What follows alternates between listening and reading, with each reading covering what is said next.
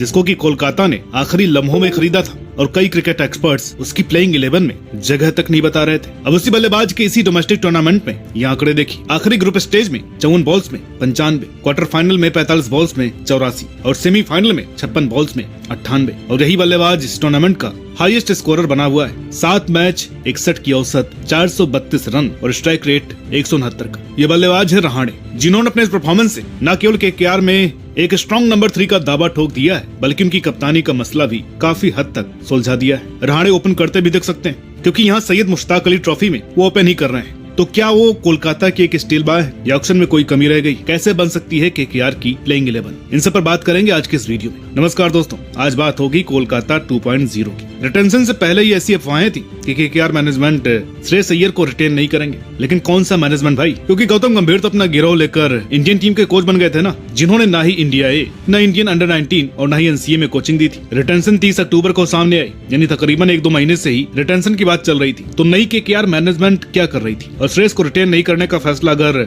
Gauti gang ने किया तो ये तो एथिकली गलत हुआ। खैर, देर सवेर जब रिटेंशन लिस्ट आई तो उसमें श्रेयस का नाम नहीं था। वरुण चक्रवर्ती, हर्षित राणा, रिंकू सिंह, आंद्रे रसल, सुनील नारायण और रमनदीप सिंह को रिटेन करते हुए केकेआर के 120 करोड़ में से 57 करोड़ लग गए। अब बाकी बचे हुए पैसों से सबसे पहले उनको एक कप्तान, wicket keeper, middle order batsman, 1-2 अच्छे फास्ट बॉलर लेने थे अपनी प्लेइंग 11 को पूरा करने के लिए। चलिए बाकी टीम्स की तरह बैट्समैन, बॉलर और ऑलराउंडर्स को जानते हैं और उनके हालिया आंकड़ों के साथ प्लेइंग 11 बनाने की कोशिश करते हैं। बॉलर्स की बात की जाए तो केकेआर के पास रिटेंशन के तौर पर सुनील नारायण, वरुण चक्रवर्ती और हर्षित राणा तो थे ही। इसके बाद ऑक्शन में उन्होंने एंड्रिक नॉर्किया, स्पेंसर जॉनसन, वैभव अरोड़ा, उमरान मलिक और मयंक मार्कंडे को खरीदा। अगर 2024 की प्लेइंग 11 चैंपियन टीम से तुलना करें तो इसमें केवल मिचेल स्टार्क का नाम नहीं दिखेगा। उनकी रिप्लेसमेंट में स्पेंसर जॉनसन या एंड्रिक नॉर्किया को खिलाया जा सकता है। तो चलिए देखते हैं जॉनसन, नॉर्किया, वैभव और उमरान के कुछ हालिया परफॉर्मेंस और अंदाजा लगाते हैं कि क्या ये प्लेइंग 11 का हिस्सा बन सकते हैं। और अगर आप केकेआर के फैन हो तो ये डेटा आपको जानने में हेल्प करेगा कि अगर आप कल केकेआर का मैच रखें तो कौन कौन से प्लेयर खिलाना चाहेंगे। जॉनसन को 7 टी20 पारियों में 71 विकेट्स लेने का तजुर्बा है। हाल ही में पाकिस्तान के खिलाफ खेले गए 3 टी20 मैचों में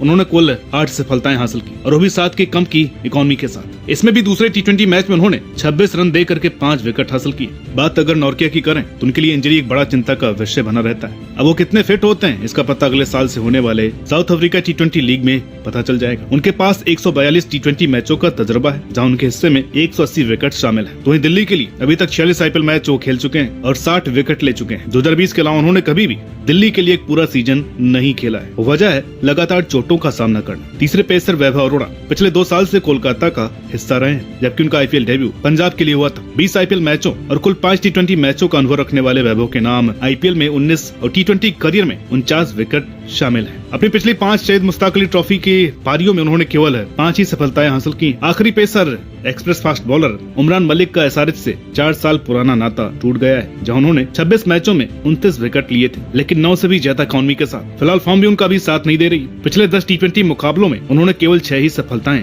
हासिल की है और वही उनकी इकोनॉमी 9.5 की रही है। अब बात बल्लेबाजों की। जैसा कि हमने बताया था कि केकेआर को कीपर्स की सख्त जरूरत थी, तो उन्होंने इसके लिए क्विंटन डी कॉक और अपने टीम मेंबर रहमानुल्लाह गुरबाज को ऑक्शन में लपेट लिया। मिडिल ऑर्डर के लिए मनीष पांडे, अंगकृष्ण रघुवंशी, रोमन पॉवेल शामिल है। अजिंक्य रहाणे की बात हम वीडियो की शुरुआत में कर चुके हैं। डिकॉक एक बहुत बड़ा जैकपॉट है केकेआर के लिए। ये कहना शायद गलत नहीं होगा कि फिल सॉल्ट की जगह डिकॉक भी कोई गलत चॉइस नहीं है। 369 टी20 मैचों का अनुभव रखने वाले डिकॉक के नाम 10,529 रन है। 5 टीम्स के लिए आईपीएल खेल चुके डिकॉक का सफर एसआरएच से शुरू होकर डीसी, आरसीबी, एमआई, एलएसजी के बाद अब केकेआर पहुंचा है। चलिए उनकी तुलना फिल सॉल्ट से ही कर लेते। पिछले 10 मुकाबलों में डिकॉक के बल्ले से जहां 156 के स्ट्राइक रेट के साथ 39 की औसत से 347 रन बने, तो फिल सॉल्ट इतने मैचों में 172 के स्ट्राइक रेट के साथ 37 की औसत से 294 रन बनाए और कीपिंग डिसमिसल करने में भी डिकॉक फिल सॉल्ट से 3 गुना आगे।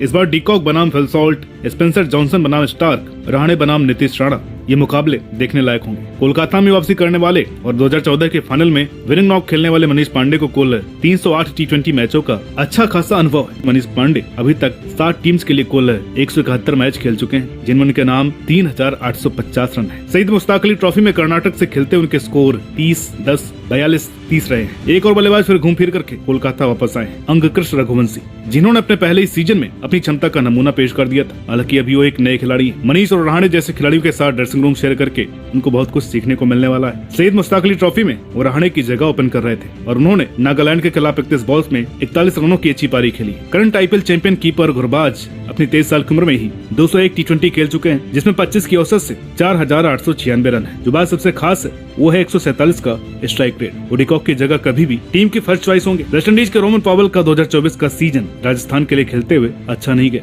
7 पारियों में उनके बल्ले से केवल 203 रन ही आए। मनीष पांडे के साथ वो भी एक अनुभवी मिडिल ऑर्डर बैटिंग ऑप्शन देते हैं, क्योंकि उनके पास 256 टी20 मैचों का अनुभव है। 4500 से ऊपर रन उनके नाम है। इसके अलावा कर्नाटक के लवनीश सिसोदिया को भी लिया गया है। अब आते हैं केकेआर के ऑलराउंडर पिक्स की। अब लोगों को हो सकता है कि ये लगे कि हम रिंकू, नारायण, रसल जैसों के हालिया आंकड़ों की बात क्यों नहीं कर रहे। तो भाई रिंकू, रसल, रमनदीप, हर्षित, नारायण और वरुण रिटेन्ड है। ये तो खेलने ही वाले हैं, भले उनकी हालिया फॉर्म कैसी भी। हम बात कर रहे थे ऑलराउंडर्स की, तो सबसे महंगे खिलाड़ी वेंकटेश अय्यर रहे। अब बोला तो ये जा रहा है कि अय्यर की लॉयल्टी का प्राइज है, तो भैया उनको कप्तान बनाने से पहले कोलकाता को 100 बार सोचना भी होगा, क्योंकि उन्होंने बड़े लेवल पर कप्तानी नहीं की। और अगर कप्तानी के चक्कर में वो दबाव में बिखर गए तो फिर हो गया बंटाधार। वो 23 करोड़ का टैग बोझ बन जाएगा अय्यर पर। वैसे भी रहाणे टीम में तो आ ही रहे, तो अच्छा ये होगा कि एक इंटरनेशनल स्तर पर कप्तानी कर चुके खिलाड़ी को कमान दे दी जाए। 2022 का सीजन छोड़कर बाकी 4 सीजन अय्यर ने खुद को एक अच्छा बल्लेबाज प्रूव करके दिया है। इस सीजन में 46 की औसत से 370 रन, पिछले सीजन में 29 की औसत से 404 और 2021 में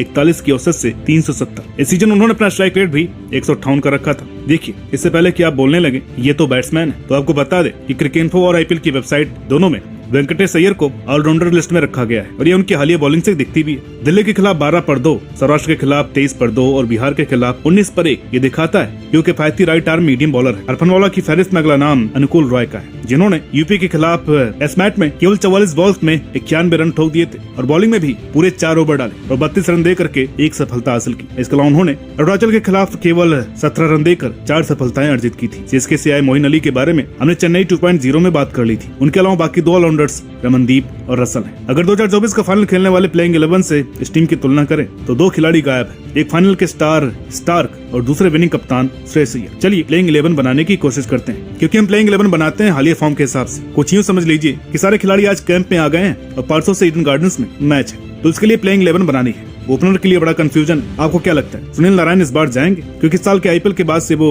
एज एन ओपनर फ्लॉप चल रहे हैं। तो चलिए अभी के लिए उनको ओपन करवाते हैं। तो हमारे ओपनर होंगे नारायण और डिकॉक। नंबर 3 पर रहाणे होंगे, जो टीम की कमान भी संभालेंगे। नंबर 4 पर वेंकटेश अय्यर, नंबर 5 पर रिंकू, नंबर 6 पर रसल, नंबर 7 पर रमनदीप, उसके बाद हर्षित राणा, स्पेंसर जॉनसन, वरुण चक्रवर्ती और वैभव अरोड़ा। अब क्योंकि ये टीम ईडन गार्डन्स को लेकर के बनाई गई है, यानी स्पिन विकेट, तो अगर केकेआर डिफेंड करने उतरेगी तो मयंक मार्कंडे को उतरना होगा और चेज करते वक्त मनीष पांडे को। टीम की सबसे बड़ी मजबूती है पावर प्ले और death over batting. De Kock, Narayan, Rahane आपको पावर प्ले में गन स्टार्ट देने की काबिलियत रखते हैं, तो वहीं रिंकू, रसल और रमनदीप आखिरी के 3 से 4 ओवर में क्या क्या कर सकते हैं वो हम पिछले और सीजन में देख चुके हैं। इनके अलावा उनकी स्पिन गेंदबाजी भी 10 on 10 है। नारायण और वरुण चक्रवर्ती के 8 ओवर बहुत ही किफायती होने वाले हैं, खास करके इनके अपने होम ग्राउंड, साथ ही साथ चेपॉक और लखनऊ में भी। टीम के पास एक अच्छा विनिंग मोमेंटम भी है। चेन्नई के बाद केकेआर ही एक ऐसी टीम है जो वास्तव में अपने घर बुला करके बेइज्जत करती है। एक टीम तो अपने घर में बेइज्जत होती है। चलिए छोड़िए क्या नाम लेना उनका। केकेआर की कमजोरियों की बात करते हैं। पहली कमजोरी या यूं कहें कि असमंजस की स्थिति है सुनील नारायण से ओपन करवाना। केकेआर उनको एक बार फेल होने पर